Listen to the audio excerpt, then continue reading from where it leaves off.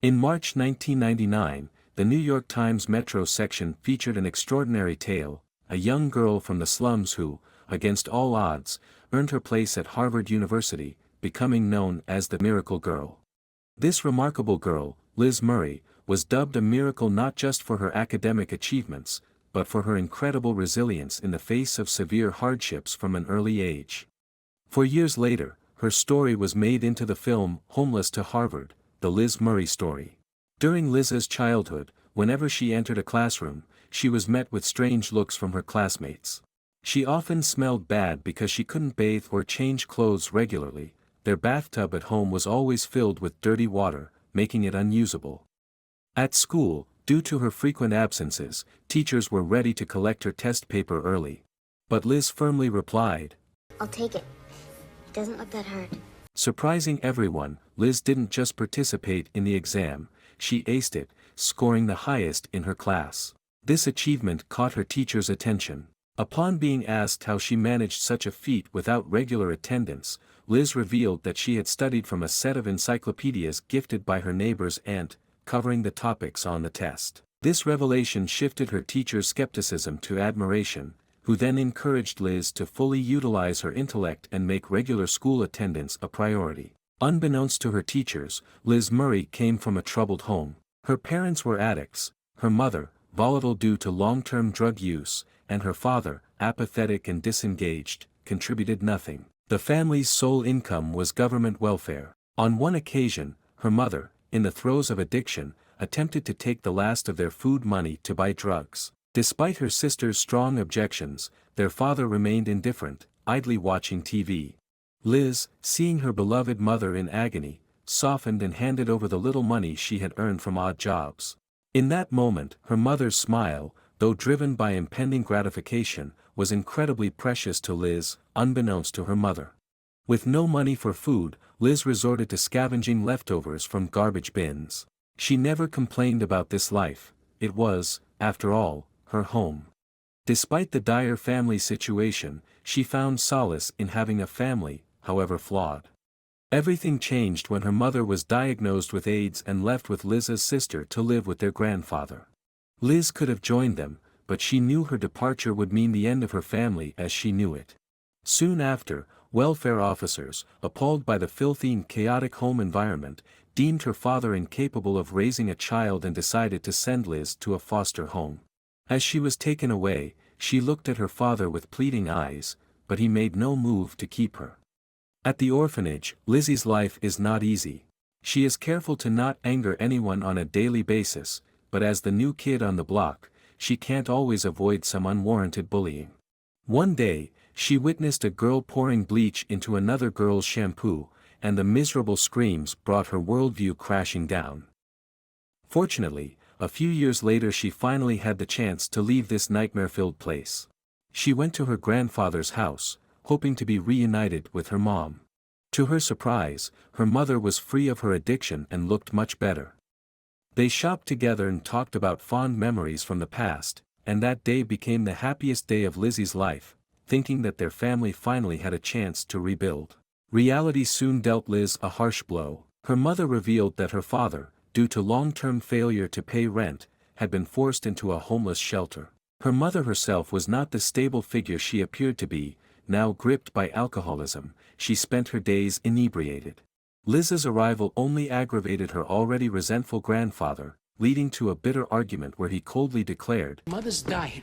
Your piece of trash father walked out and stuck me with a lot of yous." These words chilled Liz to the bone, driving her to the streets where she alternated between sleeping in subways, begging, and sometimes even resorting to theft for survival. Despite the hardships, as long as her mother was alive, Liz felt she still had a home. She frequently visited her mother in secret, her heart aching as she watched her mother suffer from illness, whispering, "You're gonna get better. I love you." Fate was cruel to Liz. One day, passing by the bar her mother often frequented, she found only a few coins left by sympathetic patrons on her mother's usual seat. Her mother had passed away the day before. This news shattered Liz's world. She had never felt so helpless and grief-stricken. She attended her mother's funeral, but it was hardly a ceremony, no rituals, no priest, just her mother laid in a simple coffin. Her grandfather showed no concern, merely glancing briefly before leaving. Only her friend was there, marking the coffin with a marker to express missing her mother.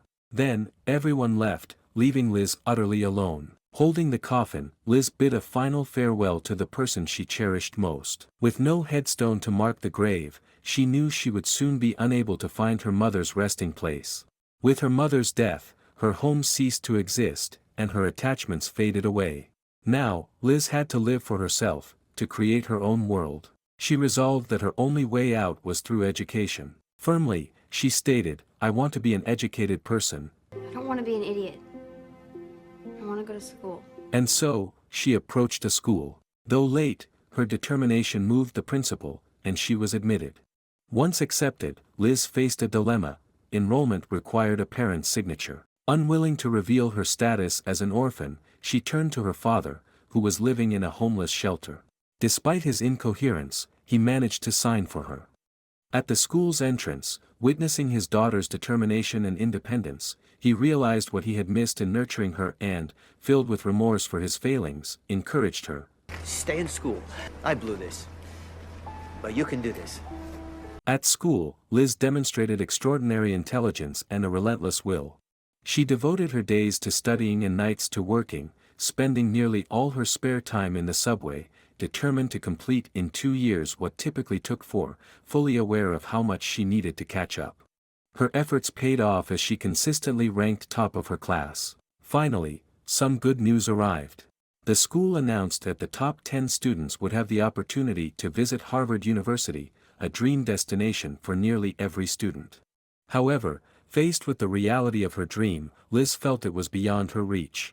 At a crucial moment, the principal's words rekindled her determination. "It's a challenge, but not an impossibility." Inspired, Liz started actively seeking scholarship opportunities. Soon, she discovered a New York Times scholarship offering $12,000 annually, themed around confronting challenges and overcoming adversity, a perfect fit for Liz. She invested immense effort and spent 4 months crafting her essay. On the eve of her 18th birthday, the day before the submission deadline, she finally mailed it off. If her essay were accepted, it would mark a splendid start to her adult life. More importantly, she could now bravely acknowledge her past as a homeless individual. Shortly after, Liz received an invitation for an interview. Needing a suitable coat, she sought help from her sister, who lent her clothes and revealed she, too, was suffering from a terminal illness, just like their parents. Powerless against such news, Liz could only feel heartache. In the interview, she delivered a heart-wrenching speech. The panelists were deeply moved by her story. Such a remarkable young woman deserved everyone's respect. At the end of the interview, the editor-in-chief personally escorted Liz out and gave her a warm hug. Her life was finally on the verge of escaping hardship. The real-life Liz Murray has become an inspirational speaker. Her story serves as a beacon of hope, encouraging others that no matter how burdensome life becomes, one should never lose sight of hope.